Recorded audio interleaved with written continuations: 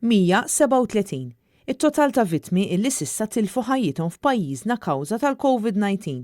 Bl-aħħar 4 vittmi jitħabbru kmieni 2 filgħodu, żewġ nisa ta' 75 u 90 sena u żewġ irġiel ta' 74 u 94 sena. F'Novembru biss dan il-virus ħasat il-ħajja ta' 75 persuna, l-ar xahar minn mindu faqqed din il-pandemija f'pajjiżna. Matul dan ix-xahar kellna wkoll total ta' aktar minn 3800 każ ġdid pożittiv għal dan il-virus, biex bekk pajjiżna irreġistra aktar minn 10,000 każ minn Marzu l-hawn, bil-każi attivi issa jlaħqu l-2077 persuna. Pandemija hija stabbli, rata ta' infezzjonijiet hija stabbli u taħt kontroll. Fl-aħħar sigħat kellna 121 każ ġdid li nstabu pożittivi għal dan il-virus, filwaqt li fiequ 108 persuni oħra.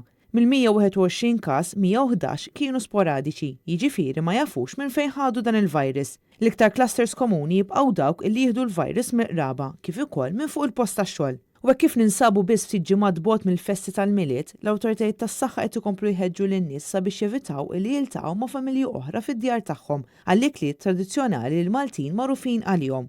Fl-ewwel ftit ġimgħat tas-sena d-dieħla huwa previst illi tasal l-ewwel konsejna tal-vaċċin kontra l-coronavirus, fejn l-ewwel li se jieħdu dan il-vaċċin se jkunu il-frontliners u l-anzjani tal-fuq minn 80 sena. Dan il-vaċċin se jkun qed jingħata f'żewġ dożi.